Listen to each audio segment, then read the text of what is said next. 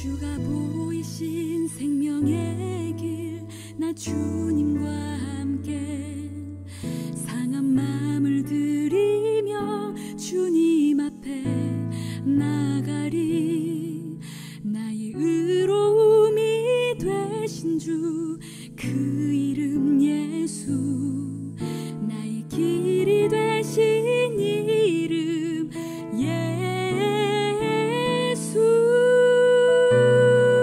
주가 보이신 생명의 길, 나 주님과 함께 상한 마음을 들이며 주님 앞에 나가리. 나의 의로움이 되신 주, 그 이름 예수. 나의 길이 되신 이름 예수. 나의 길 오직 그가 아시나니. 나를 단련하신 후에. 은혜 받으신 하나님 말씀, 구약성경 요나서 4장 9절로 11절 말씀입니다. 요나서 4장 9절로 11절 말씀을 같이 읽겠습니다. 시작. 하나님이 요나에게 이르시되 네가 이 박농굴로 말미암아 성내는 것이 어찌 옳으냐 하시니, 그가 대답하되 내가 성내어 죽기까지 할지라도 옳으니이다 하니라. 여호와께서 이르시되 내가 수고도 아니하였고 재배도 아니하였고 하룻밤에 났다가 하룻밤에 말라버린 이 박농굴을 아꼈거든. 하물며 이 큰 성읍 니느웨에는 좌우를 분별하지 못하는 자가 12만여 명이요 가축도 많이 있나니 내가 어찌 아끼지 아니하겠느냐 하시니라. 아멘. 요나서는 예수님께서 이렇게 딱 단정적으로 말씀하시고 딱 끝나요. 요나 선지자의 어떤 뉘심이 있었다, 깨달음이 있었다, 하나님이 보시기에 요나의 반응은 전혀 상관하지 않는 거예요. 하나님이 이 큰 성 니느웨에 좌우를 분별하지 못하는 12만여 명의 사람들이 있고 가축들이 있는데 내가 그것들을 왜 아끼지 않겠느냐. 이걸로 끝나는 거예요. 우리의 구원의 역사도 이걸로 끝납니다. 내가 너를 아낀다. 내가 너를 사랑한다. 내가 너를 긍휼히 여겨서 내 아들 독생자 예수를 너희에게 보냈다. 예수를 믿으면 너희가 구원 얻는다. 이 하나님의 절대 불변의 속성, 하나님의 긍휼하심과 하나님의 사랑이 우리를 지금 이 자리에 있게 하신 줄로 믿으시길 주님의 이름으로 축복합니다. 그 하나님의 공의와 사랑이 그래서 우리 믿음의 근거예요. 우리의 믿음의 근거가 예수 그리스도잖아요. 우리 믿음의 근거이신 예수 그리스도가 그 하나님의 긍휼하심과 하나님의 사랑을 온전히 엑기스로 담아내신 분이 바로 우리 주 예수 그리스도이심을 믿음으로 고백하게 되는 줄로 믿습니다. 그렇게 하나님의 긍휼은 우리의 구원의 동기가 되었습니다. 그러므로 하나님께 속한 자는 다른 하나님의 형상과 모양이 될 수 있는 하나님의 사람들, 내 이웃을 내 몸과 같이 사랑해. 내가 하나님을 사랑해서 내가 하나님과의 온전한 소통되어지고 범사가 잘 될 수 있는 여건이 마련되어졌다면 나처럼 내 사랑하는 이웃들에게도 그 사랑을 전수해줘서 그들이 하나님의 형상과 모양을 회복할 수 있도록 하는 것, 그게 우리의 믿음의 삶인 줄로 믿으시길 바랍니다. 그 믿음의 삶이 이루어질 수 있는 근거가 뭐냐? 하나님의 마음을 품는 거예요. 하나님의 마음이 뭐라고 그랬어요? 긍휼함과 사랑이라고 했잖아요. 그 하나님의 긍휼한 마음을 가질 때, 그 하나님의 마음을 품을 때 우리가 전도를 하든 선교를 하든 누구를 긍휼히 여기든 구제를 하든 그 모든 것들이 그때 비로소 이루어지는 줄로 믿으시길 주님의 이름으로 축복합니다. 그것이 아니고는 다 나를 위한 거예요. 내 이름을 위한 것, 내가 누군가에게 칭찬받으려고, 그건 아무 소용이 없는 거예요. 하나님의 품으신 긍휼하신 마음, 그랬을 때 내 것이 나가서 내 것이 손해가 되었을 때도 그 일은 계속해서 진행할 수 있는 거예요. 제가 누차 얘기하지만 세상의 사람들이 누가 손해보는 짓 하고 싶은 사람이 어디 있어요? 그죠? 내가 손해보고 다른 사람들한테 멸시당하고 조롱당하면서까지 내가 헌신하고 봉사할 이유가 없다라는 거예요. 그런데 하나님의 마음을 품으면 누군가에게 조롱을 당해도 누군가에게 멸시를 당해도 하늘나라의 귀한 것을 전할 수 있는 긍휼한 마음이 그것이 우리의 행동의 근거가 된다는 거예요.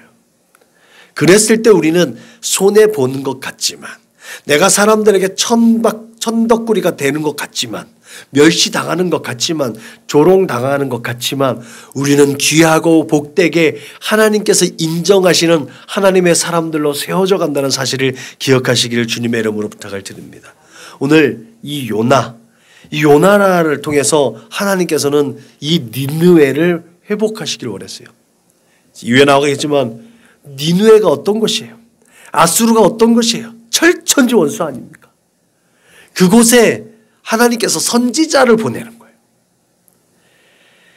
하나님께서 요나를 니느웨로 보내셔서 그 니느웨가 하나님과 소통되어지는 나라가 되도록 그 12만여 명의 사람들이 하나님의 긍휼함을 맛볼 수 있도록 그 선지자를 보내는 거예요.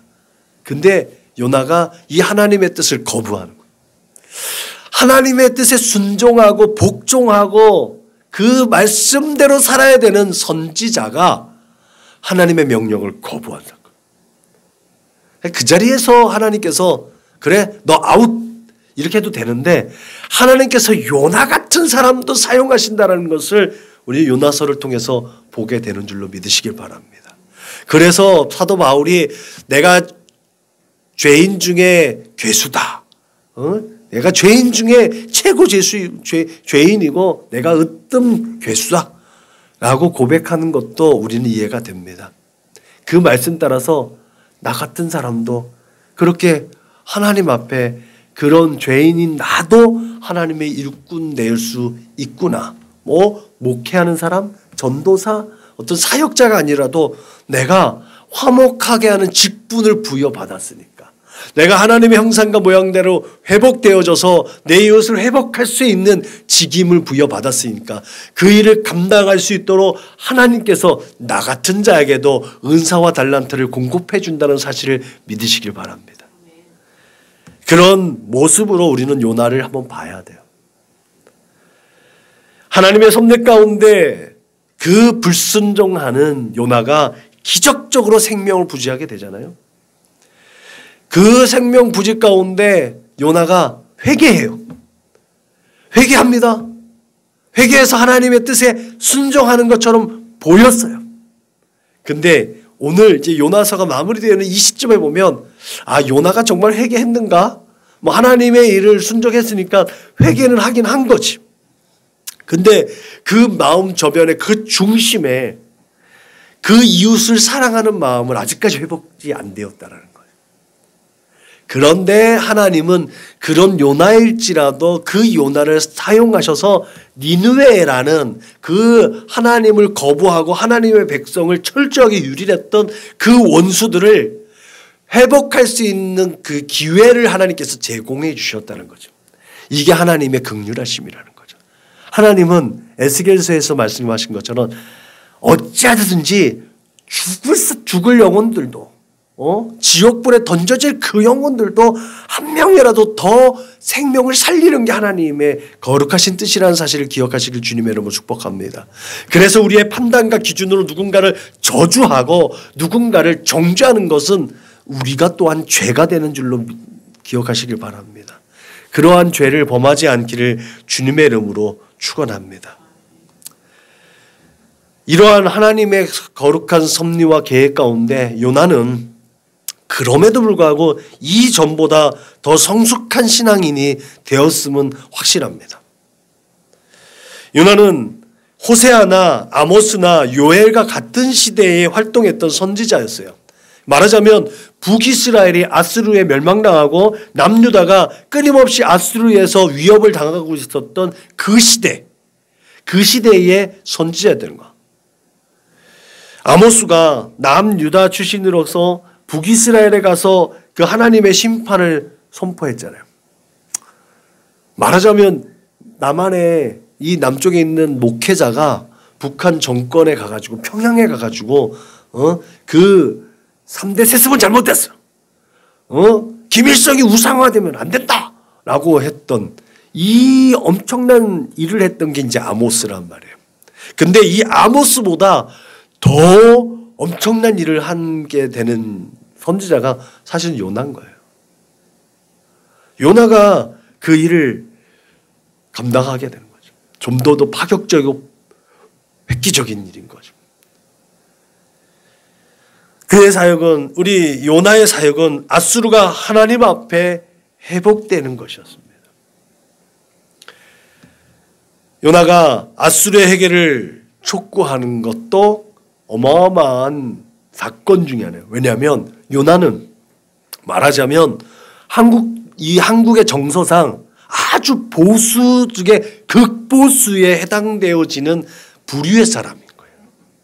그러니까 우리나라 외에는 안 되는 거예요. 선민 이스라엘 이 사관에 완전히 사로잡혀서 다른 이방 족속은 저주받은 족속이고 다른 이방 족속은 도무지 구원을 살 소망조차 없는 그런 야만 족속에게 짓밟히고 있는 이 상황에 너무 못 견디고 있는 것이 요나의 지금 심정이거든. 근데 하나님께서 그런 요나를 아수르에 보내는 거예요. 그렇게 철저하게 국수적이고 민족적인 그 선지자였던 요나였기 때문에 요나의 사역은 그야말로 혁명적인 거예요. 요나 한 사람만 보면 그냥 하나님 말씀 순종할 수 있겠지만 요나와 함께 있었던 그 부류의 사람들을 보면은 어마어마한 혁명적인 사건 아닌가. 저 아수르를 무너뜨려야 되는데 저들이 회복되어지기를 원한다고? 도대체 뭐야? 그들과 함께 있었던 사람들은 충격에 빠질 수 있는 사건인 거예요. 이 사건은. 그렇게 당시 상황에서 이방족 속에게 하나님의 심판을 선언하는 것도 이례적이었지만 원수가 패하는 것이 이스라엘의 승리라는 이번 기본 선민의식의 공식이잖아요. 내가 잘해서가 아니라 제가 못나가지고 내가 해방을 맛보는 것. 이게 이스라엘 백성들이 가지고 있었던 선민적 사관이었단 말이죠. 그런데 원수가 잘 되기를 원하는 게 지금 요나의 사역이잖아요. 원수가 다시 회복되어져야 되는 게 이 요나의 사역이었단 말이죠. 그런 기본적인 이 상식을 파괴하는 것이 요나의 사역이었어요. 그렇게 요나는 최초로 이방 국가인 아수르와 그 수도 니느웨에 파송된 하나님의 선지자였습니다. 누구도 상상할 수 없었던 일들이에요. 이스라엘을 괴롭혔던 원수 같은 아수르, 원수죠, 원수. 원수 같은이 아니라 그 원수 아수르. 당시 다른 민족과 그 전쟁으로 인해서 계속해서 끊임없이 전쟁을 했기 때문에 세력이 조금 약화되어져 가고 있는 그 상황, 경제적으로도 굉장히 전염병이 돌아서 민심이 흉흉하고 피폐되어져 있는 어려운 상황. 이스라엘 입장에서는, 남유다 입장에서 땡큐! 저 원수 같은 놈들 빨리 무너져야지. 이게 기본적인 정서 아니겠어요? 그런데 그런 나라가 회복되어지기를 원해서 선지자가 그곳에 갔다. 이건 배신이에요. 배신. 반역자죠. 반역자의 오명을 쓰고 가야 되는 거예요.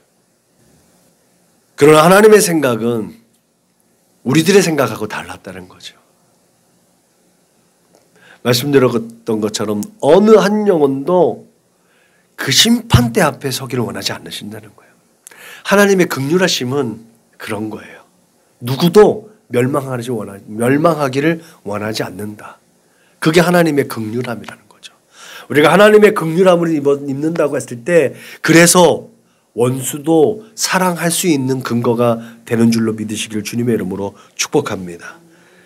요나를 통해서 그렇게 하나님의 이 혁명적인 사역은 그렇게 우리가 어떠한 방향으로 어떠한 삶의 모습을 드러내야 되는지를 분명하게 깨닫게 되는 줄로 믿으시길 바랍니다. 그 모델이 되는 게 또한 요나의 기도입니다. 요나서에는요, 요나의 기도가 2번 등장합니다. 첫 번째 기도는 물고기 뱃속에서 하는 회개 기도죠. 그리고 2번째 기도는 이기적이고 잘못된 요나의 기도입니다. 오늘 우리가 함께 읽은 박널콘 사건으로 인한 기도인 거예요. 평화를 상징하는 비둘기, 그 비둘기라는 뜻을 가진 이름이 요나예요. 그러니까 평화를 전하는 선지자라고 우리는 지금 생각해 볼 수 있죠. 용서는 피해자가 하는 게 용서라며요. 그죠? 가해자가 용서를 하는 것이 아니라 피해자가 용서하는 거다. 그런 의미로 본다면 철저하게 아수르에게 위협당하고 유린당하고 있었던 이 선민 이스라엘, 유다의 입장에서 평화의 사신으로 요나가 아수르에게 간다라는 것도 보면 나름 논리적인 것 같아요. 평화의 상징인 요나가 아수르로 갔다. 그렇게 비둘기란 뜻의 이름을 가진 요나는 하나님의 평화를 선포하기 위해 니느웨로 가야 했다는 거죠. 그런데 지금까지 우리가 살펴봤던 것처럼 요나는 아수르가 몰락하기를 바랬던 민족주의적 선지자였어요. 그래서 하나님의 뜻을 거부했습니다. 그래서 지금 이제 살펴보면 스페인 쪽이라고 그래요. 다시스로 향하는 배를 탔다고 그러죠. 니느웨로 가려면 그 반대 방향인데, 니느웨의 완전히 반대 방향인 다시스로 가는 배를 탔다는 거죠. 그리고 하나님께서는 당신의 뜻하신 바를 이루시기 위해서 그 배를 그냥 내버려 두지 않았습니다. 요나가 순종했으면 당하지도 않을 만한 그 엄청난 기적적인 사건, 그 상황들을 이제 요나는 맞이하게 되는 거죠. 순종했으면 요나가 물고기 뱃속에 들어가는 일은 결코 없었을 거예요.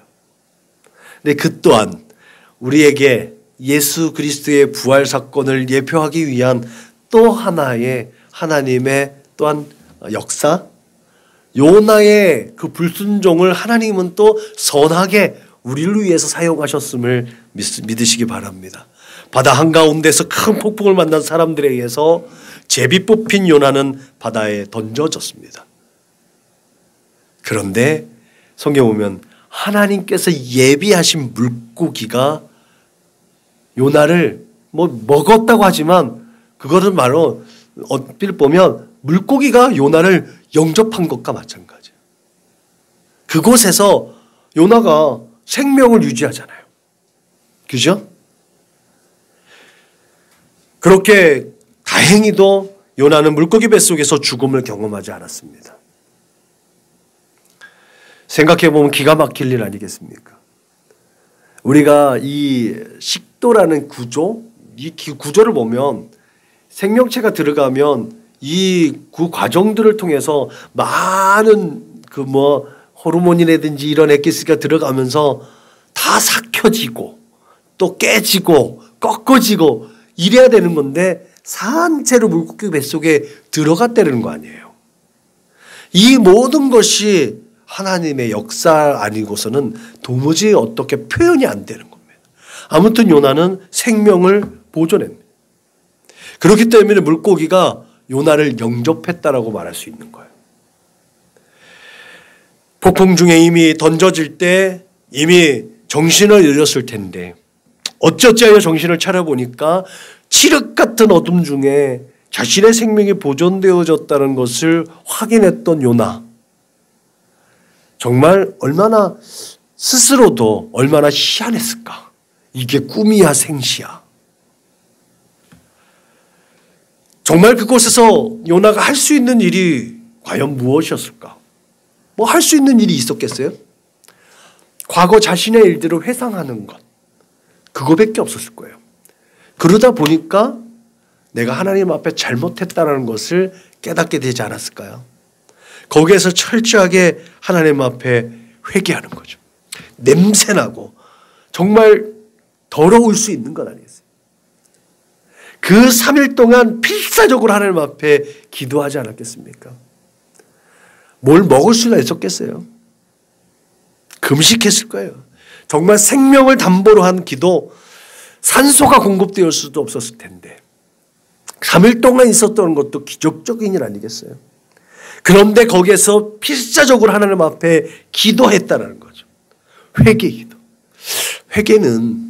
회개기도는 이 기도가 진짜 회개기도인 것 같아요. 내가 죽음을 무릅쓰고 하는 기도.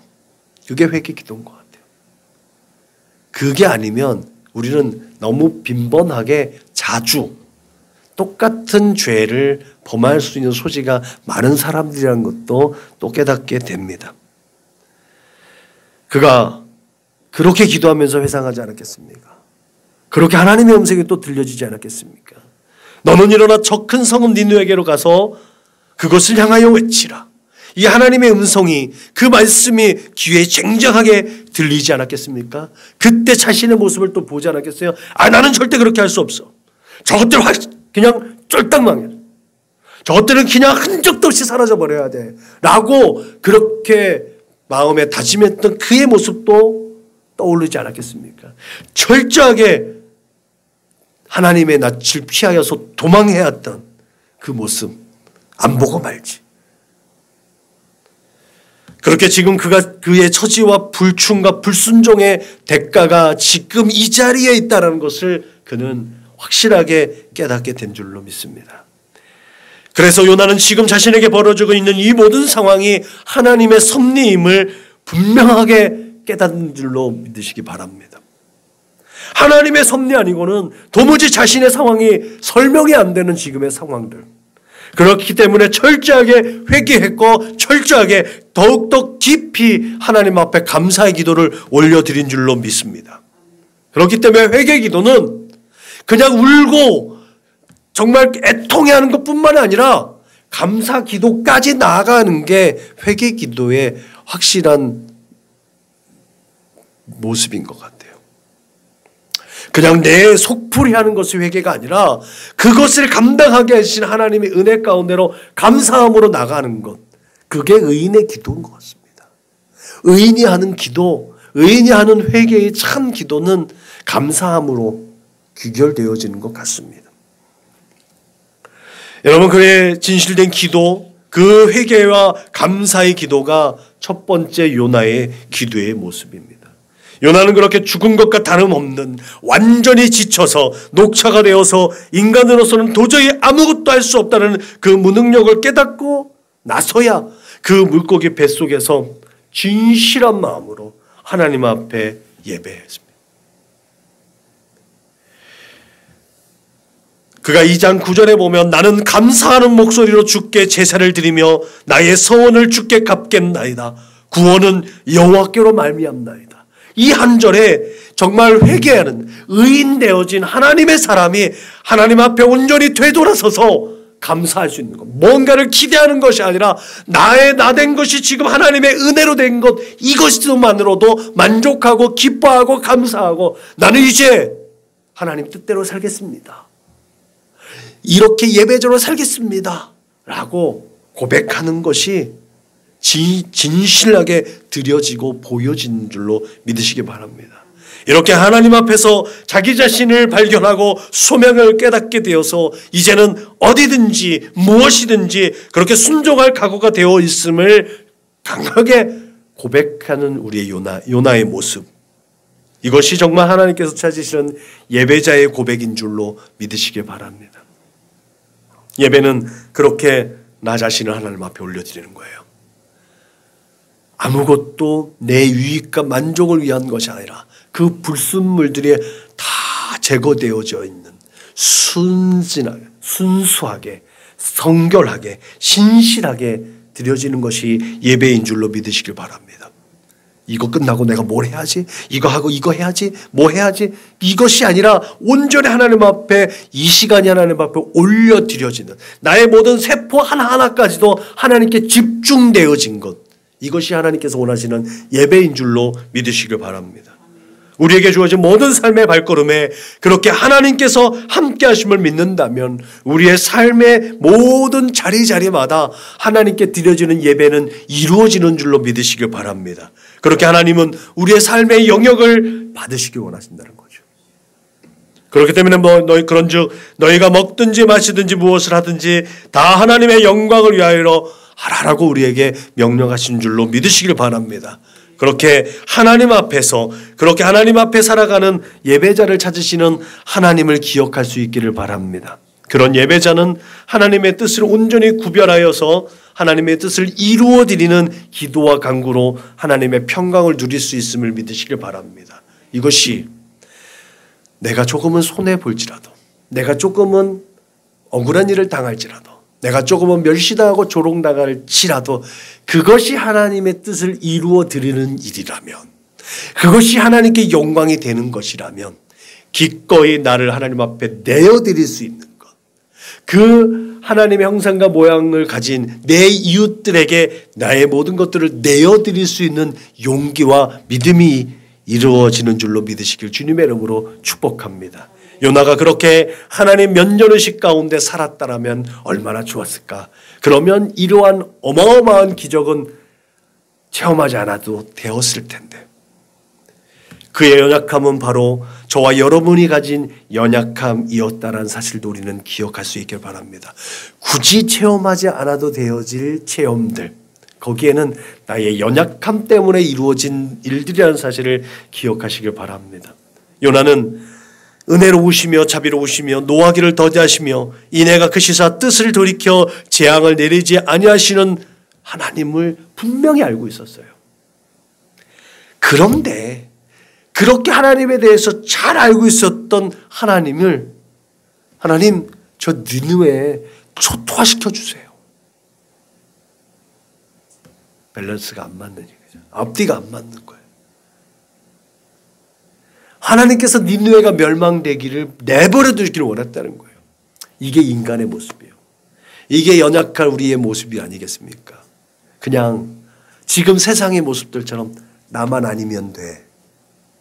나만 아니면 돼 라는 것이 우리의 신앙에 젖어 들어졌다는 거죠. 요나의 모습 가운데서 나만 아니면 돼.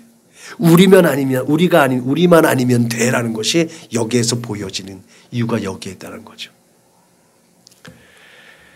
여러분, 하나님은 좌우를 분별하지 못하는 12만여 명과 수많은 가축들이 살고 있는 니느웨 성읍을 소돔과 고모라 같은 악한 성읍처럼 멸망시키는 것을 원하지 않으셨다는 것이 하나님의 뜻이었습니다. 이처럼 요나는 하나님의 성품을 알고 있으면서도 하나님이 하나님답지 않게 일하기를 원했다는 거죠. 요나와 마찬가지로 우리의 기도도 우리 나름대로의 합리적인 이유를 들어서 우리의 중심의 소원과 상황과 그 호전을 기대하고 있는 줄로 압니다. 그것이 하나님의 뜻을 위한 것인지 하나님의 영광을 위한 것인지 아니면 내 잘남과 내가 이 땅에서 먹고 살고 지위와 명예를 위한 것인지 우리는 제대로 분별할 수 있기를 주님의 이름으로 축복합니다. 이것이 우리가 드리는 기도가 어떤 것인지 모르고 드리는 것이기 때문에 비롯된 문제입니다. 마음의 중심이 어디 있는지 분명히 있어야 그것을 잘 알아야 될 줄로 믿으시길 바랍니다. 기도는 하나님을 내 뜻대로 움직이는 도구가 아닙니다. 내 의지를 표명하고 또 하나님께 재가를 얻어서 내 어떠한 것을 성취하기 위한 것이 기도의 목적이 아닙니다. 기도는 반드시 하나님의 뜻대로 살고자 하는 성도의 다짐과 결단으로 하나님의 뜻을 분별하고자 하는 목적이 담겨져 있어야만 그것이 정말 하나님께서 원하시는 기도인 줄로 믿으시길 주님으로 축복합니다. 이것이 배제되어지면 세상의 타 종교의 기도하고 다르지 않다는 거예요. 제가 지난번에도 말씀드렸죠.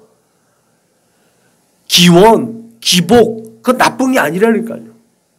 누구나 다 복을 받기를 원한다라는 거예요. 그 복을 받는 이유가 무엇이고 복을 받아서 어떠한 목적대로 그 복 받은 것을 활용할 것인가가 기독교인들은 달라야 된다는 거죠. 그런 목적이 우리의 기도에 반영되어 있어야 될 줄로 믿으시길 바랍니다. 그런 의지와 목적 가운데 하나님께서 은혜를 베푸심으로 말미암아 우리의 삶의 상황이 긍정적이고 기쁘고 즐겁게 만들어져야 하는 것이 정상인 줄로 믿습니다. 그러므로 요나를 통해서 엿볼 수 있는 두 개의 기도를 통해서 우리의 믿음을 점검할 수 있기를 주님의 이름으로 축복합니다.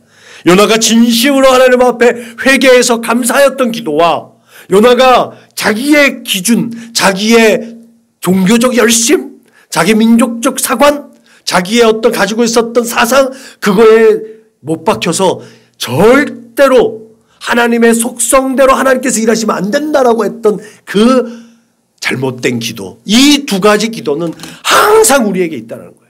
이 두 가지 기도를 항상 분별할 수 있기를 주님의 이름으로 축복합니다. 위기에 처했을 때만 하나님의 사람이 아니라 언제 어디서나 하나님의 사람이라는 정체성과 자존감을 가지고 살아갈 수 있기를 주님의 이름으로 축원합니다. 그런 믿음으로 하나님의 상속자이자 하나님 나라 백성으로서의 정체성과 자존감을 가진 우리가 끊임없이 하나님의 긍휼하심을 기대하고 그 하나님의 긍휼한 마음을 우리의 마음에 품을 수 있기를 주님의 이름으로 축복합니다. 그렇게 하나님께서 베풀어 주시는 긍휼은 생명하고 직결되는 거예요. 그래서 긍휼 얻은 자는 구원을 얻게 되는 거예요. 천국을 소유하게 되는 줄로 믿으시길 바랍니다. 긍휼함을 얻은 자는 그래서 하나님의 은혜와 사랑과 평화를 누리게 되는 줄로 믿으시기 바랍니다. 요나는 첫 번째는 철저하게 회개했어요. 왜? 자기가 아무것도 할 수 없었거든요. 자기가 아무것도 할 수 없는 상황 가운데서는 철저하게 회개할 수 있었어요. 그런데 내가 이제 하나님께 순종했어요. 저 이제 쉬고 싶어요 라고 했을 때 불평과 불만과 자기의가 보여지기 시작했고 그 자기의 의를 하나님 앞에 불만하고 하나님 앞에 오히려 대들게 되어지는 동기가 되었다는 거죠. 그래서 사도 바울이 하나님께서 사도 바울에 얘기했던 것처럼 야 네가 약할 때 곧 강한 거야. 네가 아무것도 할 수 없을 때 내가 일할 거거든. 이것이 우리의 삶 가운데서 적용될 수 있기를 주님의 이름으로 축복합니다. 이것이 내가 포기되어진 것이 아니라 우리가 자원해서 하나님의 은혜와 능력을 구할 수 있는 그런 시스템으로 바뀌어질 수 있기를 주님의 이름으로 축복합니다. 요나는 하나님께서 일어나 너 저 큰 성읍 니느웨에게로 가서 내가 내게 명한 바를 그들에게 선포하라는 명령에 기꺼이 순종했습니다. 그 결과 니느웨에 하나님의 뜻이 선포되었고 니느웨는 회개하는 역사가 나타났습니다. 이것이 하나님의 긍휼하신 역사의 결과입니다. 그들의 회개의 역사 가운데 생명이 보존되었습니다. 나중에 나훔서를 보면 그 회개한 니느웨가 또다시 하나님께 범죄하고 회복되지 않아서 그게 또 멸망되어져요. 악인들의 습성은 그래요. 그럼에도 불구하고 그들이 생명 얻을 수 있는 기회를 주는 것이 하나님의 뜻이라는 거죠. 예수님도 그러잖아요. 이단과 사이비와 잘못된 사상을 전하는 자들에게 가서 몇 번 훈계하고 몇 번 전한 다음에 그들이 그 말을 받아들이지 않으면 발에 먼지를 털고 돌아오라고 그러잖아요. 기회는 주는 거예요. 기회를 제공해 줘야 되는 거예요. 그게 하나님의 긍휼하심입니다. 그들에게 흡수되어져서 그들과 동화되는 것을 하나님께서 원하시지 않아요. 분명히 거룩하게 구별되어져서 기회를 제공해서 하나님의 생명을 나눌 수 있는 그러한 기회를 제공해 주지만 우리가 그들에게 현혹되어지고 흡수되어지고 동화되어져서 다 같이 심판대 앞에 서기를 원하지 않는다는 거예요. 흔히 기독교의 기독교적 우월의식 때문에 교회와 세상을 구별하고서는 세상을 저주받은 존재로 폄하하는 인식이 우리 안에 있습니다. 과거 기복신앙에 젖어있던 우리의 선조들은 또한 그게 좀 더 심했죠. 이것이 선택과 유기라는 또 잘못된 교리 안에서 또 벌어진 오해이기도 합니다. 선택과 유기, 오직 심판의 권한은 하나님께만 있습니다. 하나님께서 선택하셨고 하나님께서 버리셨다? 우리가 지금까지 살펴본 대로 하나님께서 버리신 것이 아니라는 거죠. 하나님께서 끊임없이 기회를 제공해 주셨는데 그것을 거부한 자들에게는 하나님께서 내버려 두셨다는 거예요. 그것이 강팍하다는 거죠. 그것이 완악하다라고 성경에는 표현되어져 있는 것이죠. 우리는 단지 하나님의 마음인 긍휼한 마음으로 지옥으로 향하고 있는 자들의 발걸음을 되돌려야 한다는 사명이 우리에게 있음을 믿으시길 주님의 이름으로 축복합니다.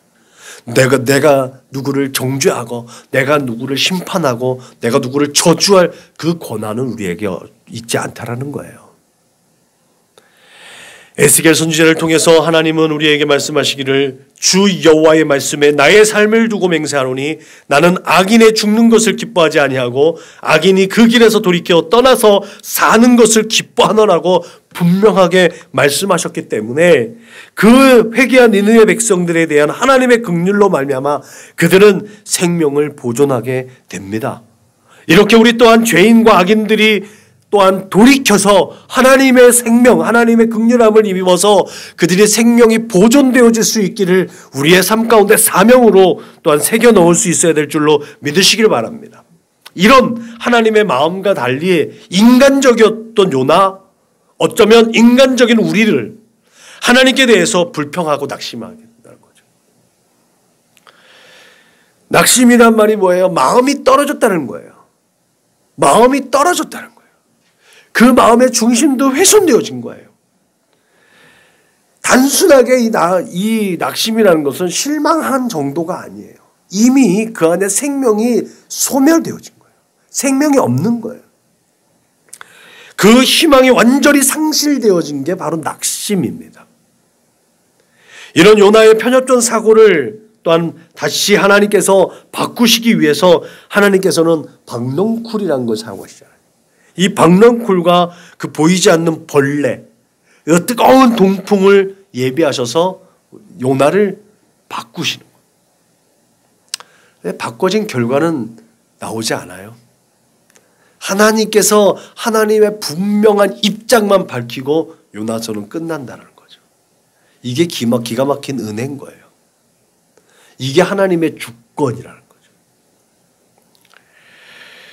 오늘 본문에는 요나가 박넝쿨에 의해서 괴로움이 면하여졌다가 벌레에 의해서 박넝쿨이 제거되어졌을 때 우리 요나가 정신이 혼미해져서 죽기를 자청하고 있는 것이 앞선 내용입니다. 여기에서 괴로움이라고 번역된 원어가 두 가지의 의미가 담겨져 있어요.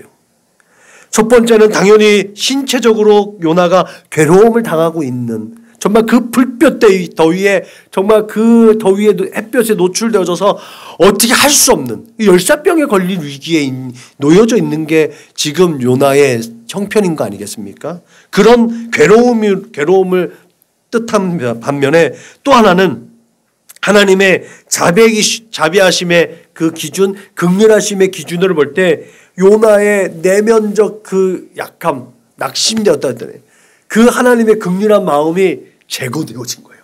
상실되어진 거예요. 긍휼한 마음을 볼 수 있는 마음이 조금도 없다라는 거예요. 이것이 우리의 약함입니다. 그것이 우리의 연약함입니다. 내가 육체적으로 힘들고 정신적으로 어렵고 힘들고 나를 둘러싸여 있는 상황들이 힘들어졌을 때 내 내면에 있는 하나님의 마음까지도 상실되어진다는 거죠. 이게 원수가 들어서 사용하는 낙심이라는 도구라는 거죠. 여러분 1장 2절과 3장 8절에서 표현되어져 있는 니느웨의 악함이라는 이 상황이 똑같이 동일하게 이 괴로움이라는 단어가 사용되어져 있어요. 니느웨가 그런 악한 모습 때문에 요나가 하나님의 속성대로 하지 마시고 저들이 그냥 파멸되게 내버려 두세요 라고 요나가 얘기했는데, 요나 내면에 있는 하나님의 긍휼하심이 제거되어져 있고 하나님의 그 은혜와 사랑, 자비하심이 상실되어져 있는 요나 안에 있는 내면의 악함, 그 악함이 니느웨가 가지고 있었던 그 악함과 똑같다라는 거예요. 이것은 아주 중요합니다. 나는 정의롭고 옳은 것 같다고 생각하고 늘 그렇게 행동했는데 하나님의 보시기에는 내 마음이 악하다고 판단될 수 있다는 거예요. 요나 입장에서 니느웨가 악하고 더럽고 파멸당할 만한 마땅한 존재라고 얘기했는데 그 니느웨의 악함이 요나 자신에게 있었다는 것을 요나는 모르고 있었다는 거예요. 그걸로 인해서 지금 자기가 괴로워하고 있다는 것을 요나가 지금 모르고 있다는 거예요. 요나를 향한 그 하나님의 뜻은 그래서 오늘 본문에 분명하게 나타납니다.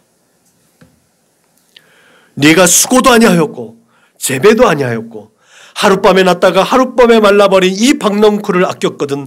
하물며 이 큰 성읍 니느웨에는 좌우를 분별하지 못하는 자가 12만여 명이요 가축도 많이 있느니 내가 어찌 아끼지 아니하겠느냐. 예수님께서 말씀하셨습니다. 하나님이 그 해를 악인과 선인에게 비추며 비를 의로운 자가 불의한 자에게 내려주신다는 고 말씀하셨습니다. 이것은 너희 원수를 사랑하며 너희를 박해하는 자를 위하여 기도하라는 그라고 명령하시고 그 이유를 설명하신 것과 동일합니다. 하나님께서 우리를 우리 주 예수 그리스도의 핏값 주고 사셔서 세상과 구별하신 것은 세상과 단절하기 위한 것이 아닙니다. 그럼에도 불구하고 우리는 세상과 다르다고 얼마나 세상을 정죄하고 비판하고 있는가. 우리 자신의 악함을 볼 수 있어야 될 줄로 믿으시길 바랍니다. 하나님께서 요구하시는 것이 바로 그렇게 하나님을 사랑하듯이 내 이웃을 내 몸과 같이 사랑하는 것이고 그 이웃이 원수이고 나를 박해한다 할지라도 원수가 없는 것이 하나님의 권한 안에 있기 때문에 우리는 그 원수를 사랑하는 그 하나님의 형상과 모양을 지니고 있는 그 원수일지라도 그 이웃을 사랑해야 한다는 것이 바로 오늘 본문 안에 담겨져 있는 하나님의 귀하신 뜻인 줄로 믿으시길 주님의 이름으로 축복합니다. 이것이 하나님의 긍휼함을 입은 자가 실천하며 살아가야 하는 삶의 표준의 모습인 줄로 믿으시길 바랍니다. 여기에서부터 예배가 이루어지고 여기서부터 하나님께서 원하시는 기도가 시작되어지고 여기에서부터 하나님의 마음이 있고 하나님의 시선이 머물러 있는 그 영혼을 향한 전도의 발걸음이 시작되어지고 선교적 사명을 가지고 순교자의 길을 가는 순교자의 삶이 시작되는 줄로 믿으시길 주님의 이름으로 축복합니다. 그러므로 요나를 통해서 드러나는 하나님의 이 혁명적인 사역은 하나님의 긍휼함을 입은 자들에게 마땅히 드러나는 능력과 권세라는 사실을 기억하시기 바랍니다. 시인이 이렇게 노래합니다. 야곱의 하나님으로 자기의 도움을 삼으며 여호와 자기 하나님에게 그 소망을 두는 자는 복이 있으며 나를 사랑하는 자들이 나의 사랑을 입으며 나를 간절히 찾는 자가 나를 만날 것이라. 특별히 요나같이 하나님의 뜻을 알면서도 저버리는 자를 하나님께서 다시 회복시키셔서 사용하셨다는 사실을 우리는 분명히 기억해야 될 줄로 믿으시기 바랍니다. 우리가 비록 연약하고 죄의 사슬에 넘어진다 해도 하나님께서 분명하게 택하셨고 붙드시고 계시기 때문에 그 사명을 우리에게 맡겨셨기 때문에 끝까지 우리를 지키시고 보호하신다. 끝까지 하나님의 거룩하신 뜻을 깨닫게 하여 주신다는 거예요. 그 약속의 말씀대로 예수께서 십자가에 못 박히셨고 죽으신 지 사흘 만에 다시 살아나셨고 우리의 삶의 본질적인 죄와 죽음의 사슬을 끊어내셔서 하나님의 거룩하신 뜻을 이루어 드릴 수 있는 하나님의 사람들로 이 세대 가운데 우리를 보내셨다는 사실을 우리는 분명히 기억해야 될 줄로 믿으시기 바랍니다. 그러므로 요나처럼 우리라는 편협적 사고 속에서 사로잡히지 말고 하나님을 제한하는 것이 아니라 하나님의 능력을 제한시키고 하나님의 속성대로 살지 않도록 우리의 주관대로 우리의 마음대로 하나님을 제한하는 것이 아니라 하나님의 관점에서 세상을 품고 연합을 도모하는 참된 하나님의 사람으로 하나님의 백성으로 하나님의 자녀로 날마다 치유되어지고 회복되어져서 하나님의 거룩하신 힘을 이 세대 가운데 선언하고 선포할 수 있기를 주님의 이름으로 축복합니다. 기도하겠습니다. 하나님 감사합니다. 하나님, 우리가 어떠한 상황과 형편에 놓여 있을지라도 하나님의 긍휼하심을 맛보아하는 자가 되게 하여 주옵소서. 하나님의 긍휼한 마음을 우리의 마음 가운데 새겨놓을 수 있도록 인도하시고 그 하나님의 마음의 중심이 되어서 하나님의 성품을 드러내는 우리의 삶의 모습들 되게 하여 주옵소서.